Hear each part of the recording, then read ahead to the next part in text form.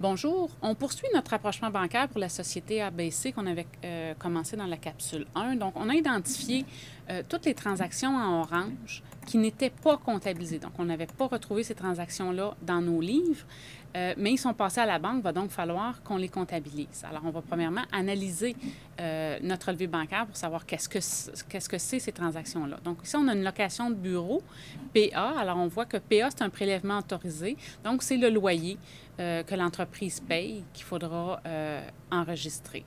Ensuite, on a un 700 c'est écrit CSP, donc CSP, chèque sans provision. C'est un chèque de M. Albert Tanguay. Donc, Albert Tanguay étant un client qui nous a fait un chèque, mais le chèque n'était pas bon. Donc, on a dû rembourser la banque pour ce montant-là. Et le dernier retrait, 10 ADM pour administration, ce sont les frais bancaires. Alors, il y a eu des frais bancaires pour le mois de février, 10 Au niveau des crédits, donc les dépôts, on a un 881 qui est un effet à recevoir, NC, pour note de crédit. Donc, il y a eu un dépôt, un effet à recevoir de l'argent qu'on avait placé. Cet argent-là a été encaissé, très certainement, parce que l'effet à recevoir était arrivé à échéance. Et on retrouve en dessous, 119 toujours une note de crédit, NC.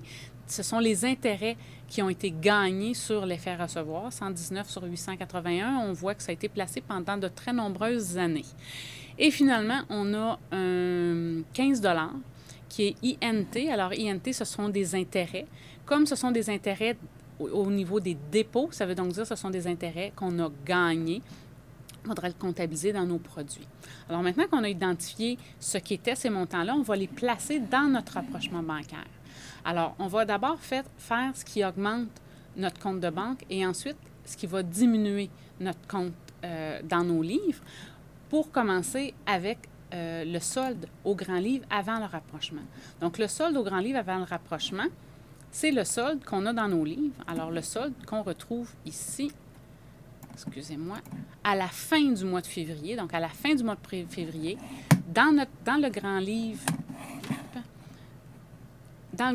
d'ABC, dans le compte caisse, le solde était de 4 095 au débit. Très important de remarquer si notre solde est débiteur ou créditeur pour le placer de la bonne façon dans notre rapprochement bancaire.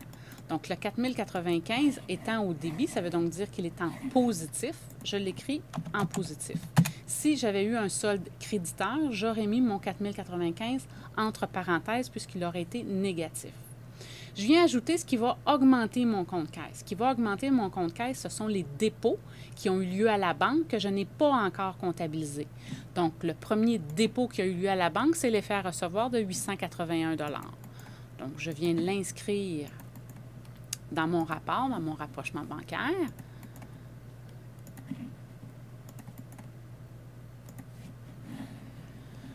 Ensuite, dépôt suivant, les intérêts qui ont été gagnés sur cet effet à recevoir-là. Encore une fois, je viens l'inscrire dans mon rapport.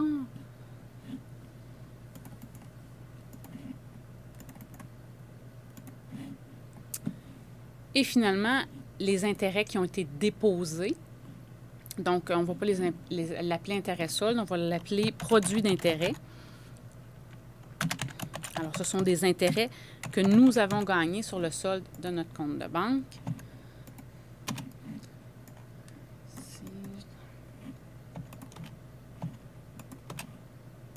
On va juste enlever la couleur.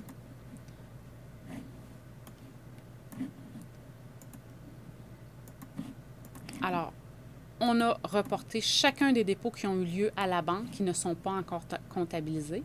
On va faire la somme de ces trois montants-là.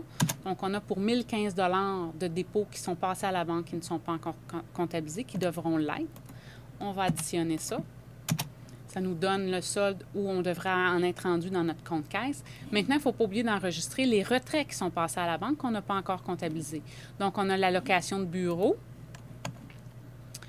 Donc, on peut écrire location de bureau ou j'aurais pu écrire loyer. Ça aurait été, les deux auraient été bons pour 330 Ensuite, on a le chèque sans provision de M. Tanguay.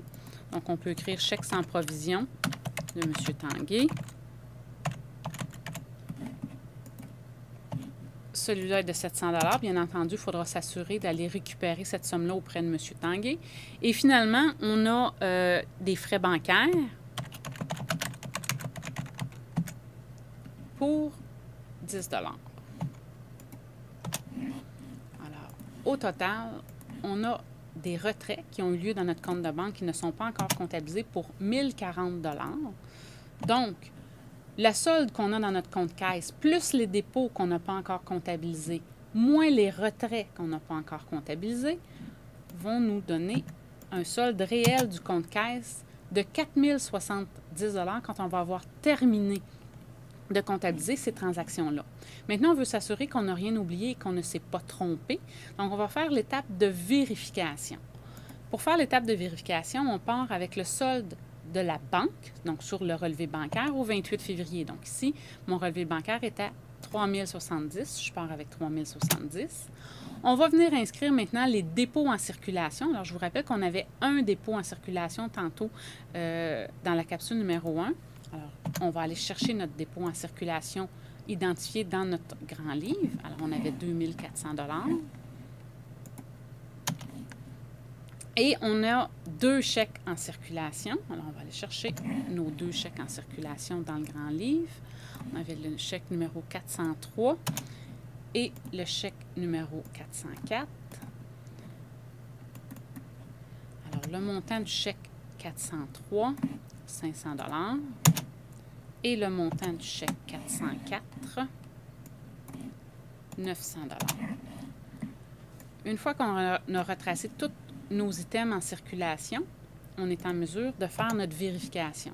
Donc, je prends mon solde à la banque au 28 février plus mes dépôts en circulation. Ensuite, on va additionner tous nos chèques en circulation. En général, on en a toujours plusieurs.